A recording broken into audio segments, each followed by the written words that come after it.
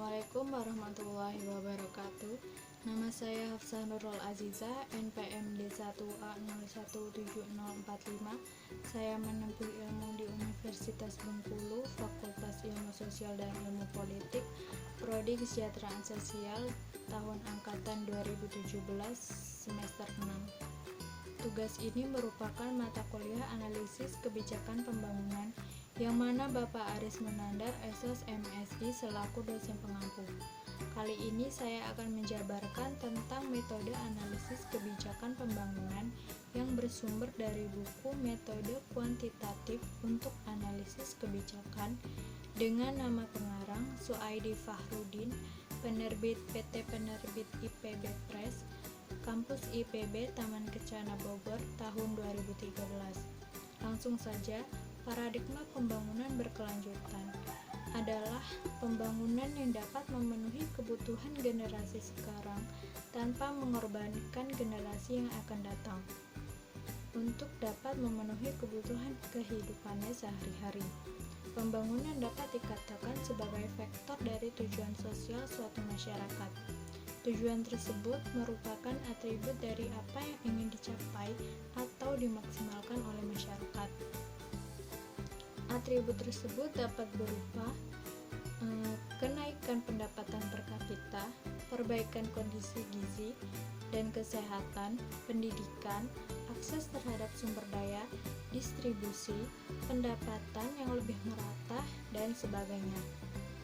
Pembangunan berkelanjutan secara sosial mensyaratkan bahwa suatu kegiatan pembangunan hendaknya dapat menciptakan pemerataan hasil-hasil pembangunan, mobilisasi sosial secara kohesi, partisipasi sosial, pemberdayaan masyarakat, identitas sosial, dan pembangunan kelembagaan. Konsepsi pengembangan wilayah. Melalui pendekatan wilayah, upaya pembangunan dapat dilaksanakan untuk memacu pembangunan sosial ekonomi, mengurangi kesenjangan sosial maupun ekonomi, dan menjaga kelestarian lingkungan pada suatu wilayah tertentu.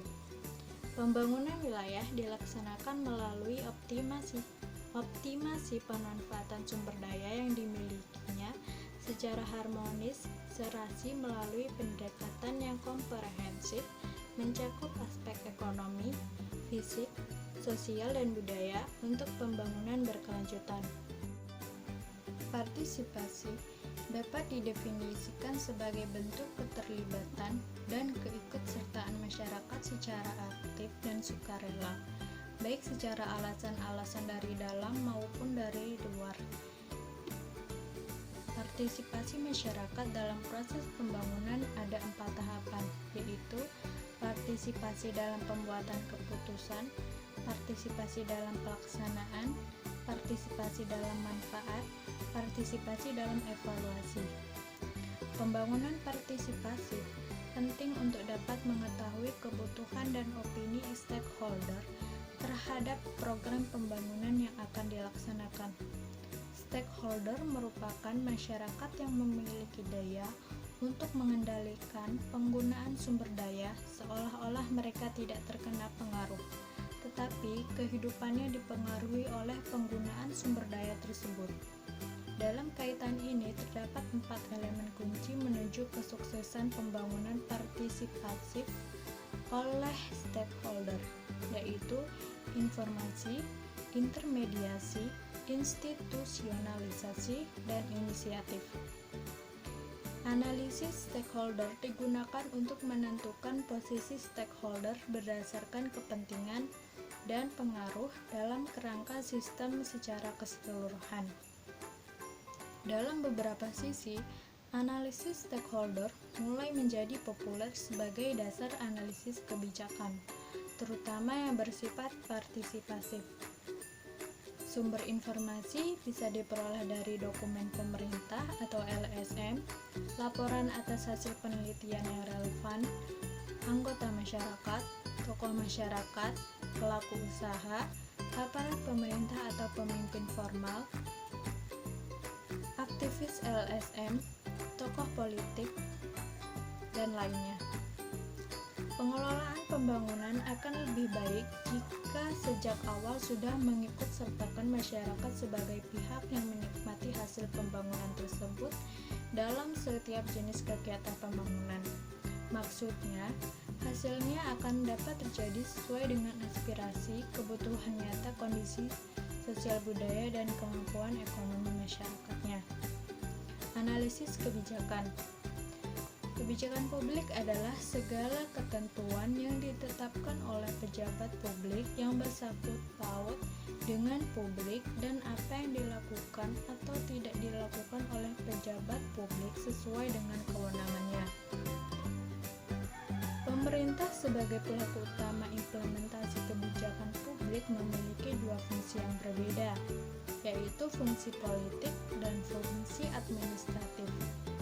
Fungsi politik terkait dengan fungsi pemerintah sebagai pembuat kebijakan, sedangkan fungsi administratif terkait dengan fungsi pemerintah sebagai pelaksana kebijakan. Oleh karena itu, pemerintah sebagai lembaga pembuat dan pelaksanaan kebijakan publik memiliki kekuatan diskretif dalam pembuat dan pelaksana kebijakan tersebut. Tujuan dari analisis kebijakan adalah menganalisis dan mencari alternatif kebijakan yang dapat dipakai sebagai dasar pengambilan keputusan bagi penentu kebijakan. Selanjutnya, pemantauan. Tahap ini menyajikan konsekuensi lampau dan kini dari suatu kebijakan. Evaluasi merupakan tahap saat dilakukannya penyimpulan atas jangkaunya pemecahan masalah, klarifikasi terhadap nilai-nilai yang mengarah kebijakan, reformulasi kebijakan, dan penyusunan ulang atas permasalahan. Pengetahuan yang didapatkan adalah keragaan kebijakan yang menggambarkan tingkat keberhasilan dalam mengatasi masalah. Analisis kebijakan publik bertujuan memberikan rekomendasi untuk membantu para pembuat kebijakan dalam upaya memecahkan masalah publik. Di dalam analisis kebijakan publik ini terdapat informasi yang berkaitan dengan masalah-masalah publik serta argumen-argumen tentang berbagai alternatif kebijakan. Hal tersebut digunakan sebagai bahan pertimbangan atau masukan kepada pihak pembuat kebijakan. Selanjutnya, metode kuantitatif. Pendekatan kuantitatif dapat membedakan variabel secara lebih mudah, sehingga dapat dimodelkan dengan berbagai model statistik dan dapat membuat faktor-faktor yang tidak terkait dengan objek penelitian. Analisis kuantitatif cocok untuk menguji hipotesis atau dalam menjawab hal-hal yang bersifat spesifik. Sebaliknya, pendekatan kualitatif cenderung subjektif, di mana pandangan peneliti biasanya menjadi bagian dari suatu kesimpulan penelitian. Pendekatan kualitatif digunakan dalam situasi di mana tidak terlalu jelas apa yang sesungguhnya dicari dalam suatu penelitian. Menurut Herianto, metode kuantitatif merupakan metode riset untuk mengukur secara akurat tentang suatu perihal yang sedang dikaji, sedangkan metode kualitatif lebih cenderung meneliti fenomena dan rincian deskripsi dari suatu perihal. Langkah-langkah dalam pengambilan keputusan dengan pendekatan kuantitatif dapat disajikan sebagai berikut, yakni mendefinisikan masalah, mengembangkan model, mengumpulkan data, membuat solusi, menguji solusi, menganalisis hasil, dan mengimplementasikan hasilnya. Analisis prospektif, yakni suatu cara atau pendekatan untuk menganalisis berbagai kemungkinan yang terjadi di masa depan berdasarkan situasi saat ini. Analisis ini tidak sama dengan peramalan, karena situasi saat ini tidak dapat digunakan untuk meramal masa depan. Menurut Dreyer 2003, tujuan analisis prospektif adalah untuk mendefinisikan tujuan pembangunan jangka panjang dari sistem yang dipelajari. Yang kedua, menentukan strategi yang akan diikuti agar sistem mencapai tujuan. Strateginya berupa rangkaian keputusan yang penting untuk mencapai tujuan dan dugaan untuk memperkirakan interaksi yang mungkin terjadi sebagai akibat dari suatu keputusan.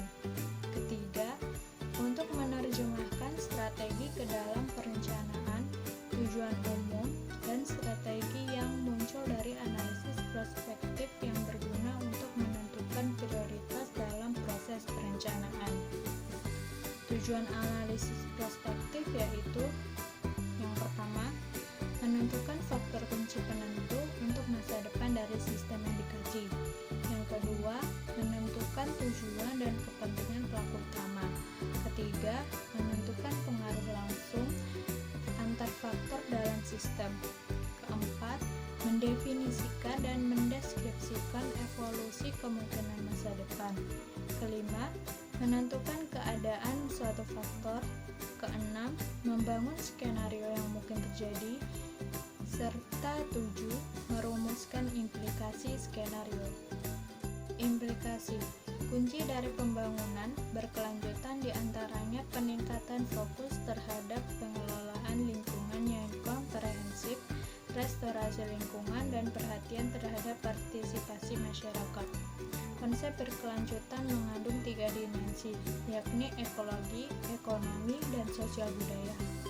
Dalam proses pembangunan, diperlukan pendekatan berbagai disiplin ilmu, baik yang berkaitan secara langsung dengan ekologi, ekonomi, dan sosial budaya, ataupun yang lainnya. Di samping itu juga, dalam proses pelaksanaan atau perencanaan, implementasi, hingga evaluasi kebijakan pembangunan wilayah, perlu melibatkan semua pihak yang terkait. Pendekatan terhadap pembangunan wilayah yang berkelanjutan membutuhkan teknik analisis pengelolaan lingkungan, sistem pemerintah, serta aturan dalam pengambilan keputusan, serta proses perencanaan. Kegiatan tersebut membutuhkan perencanaan yang tepat dan berkesinambungan agar tercapai pemanfaatan sumber daya, alam, finansial, dan teknologi yang efisien dan efektif. Untuk itu, diperlukan kajian yang komprehensif dan mendalam dengan melibatkan semua stakeholder yang ada dengan kegiatan pembangunan tersebut.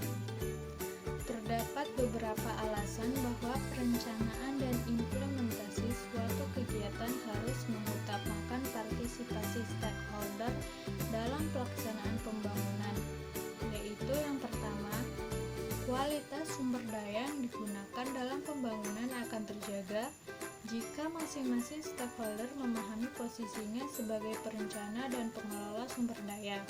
Partisipasi dan komitmen terhadap keberlanjutan akan menjadi pionir terhadap keberlanjutan kualitas sumber daya. Yang kedua, stakeholder, terutama masyarakat, memiliki kapasitas untuk mengelola kualitas sumber daya guna meningkatkan kualitas hidupnya, sehingga konflik antar stakeholder terhadap pembangunan atau penggunaan sumber daya akan menurunkan kualitas sumber daya. Yang ketiga, tingginya harapan keberhasilan jika seluruh stakeholder terlibat dalam perumusan rencana dan implementasi program. Keempat, pengalaman dan pengetahuan setiap stakeholder terhadap sumber daya alam di sekitarnya dapat merupakan nilai tambah bagi program pembangunan. Itulah hasil analisis yang saya lakukan. Lebih dan kurangnya terima kasih.